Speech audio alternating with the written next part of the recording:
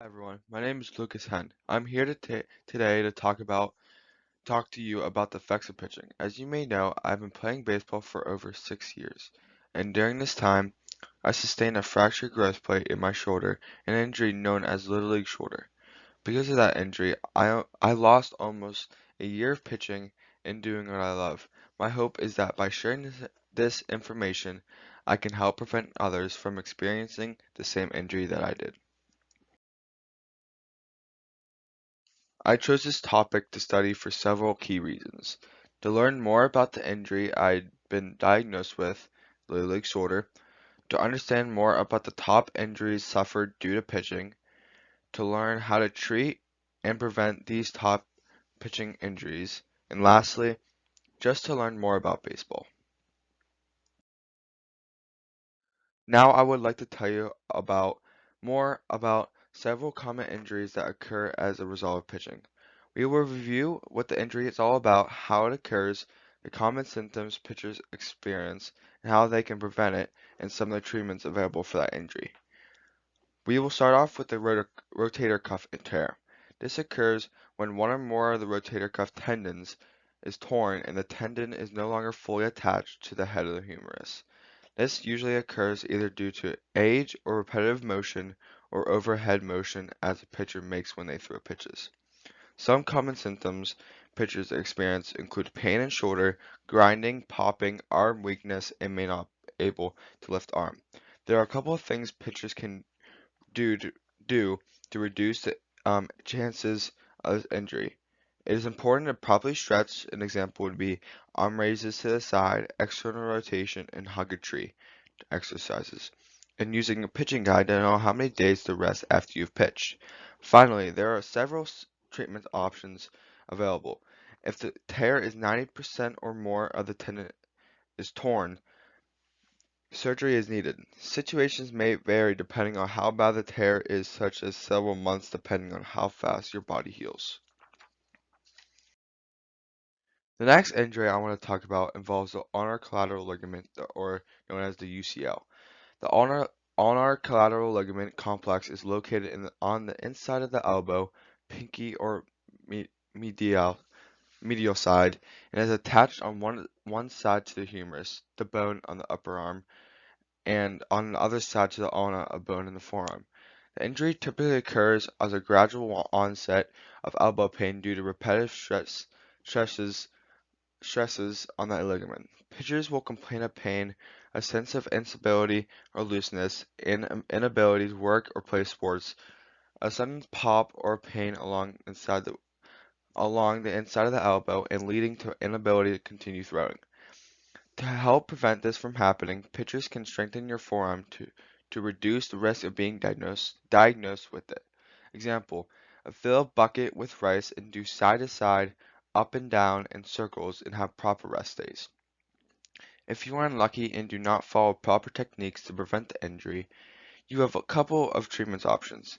Non-surgical treatment includes rest, anti-inflammatory medicines, icing, and physical therapy. Surgical treatment would be Tommy gun surgery, where a tendon would take place of the torn one with tunnels being drilled into a stabilize. Non-surgical recovery takes several weeks to months, and surgical recovery takes 9 months to a year, and both require PT.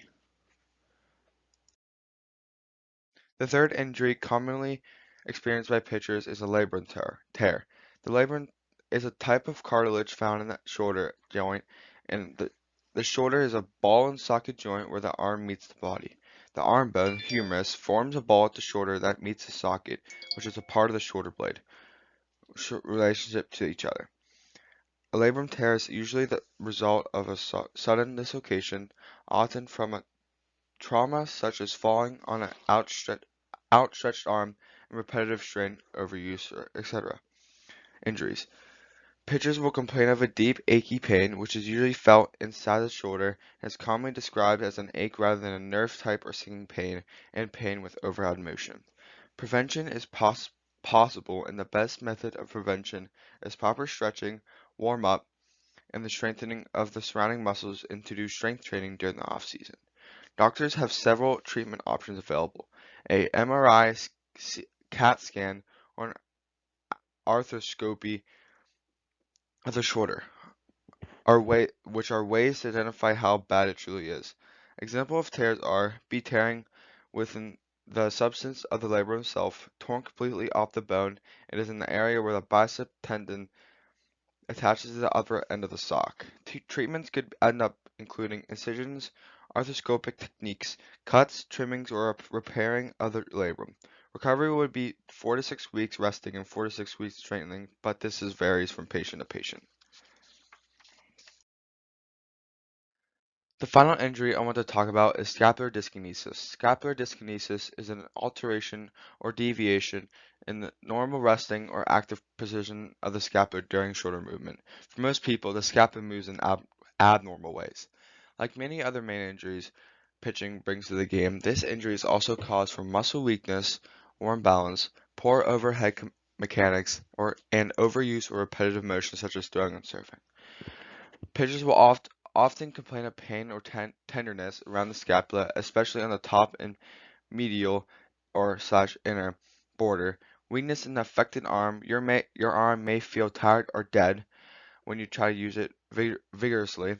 Fatigue with repetitive activities, especially overhead movements and limited range of motion. Again, prevention is possible with proper warm-up before throwing in or overhead activities including stretching, obey proper age and league pitch counts and guidelines, and instill and practice proper throwing mechanics at a young age. Non-surgical treatment includes 4 to 8 weeks healing depending on how severe, with re-strengthening such as physical therapy. Surgical treatment includes having a surgeon repair injured tissues with the guidelines a non-surgical treatment patient would have it added to the process.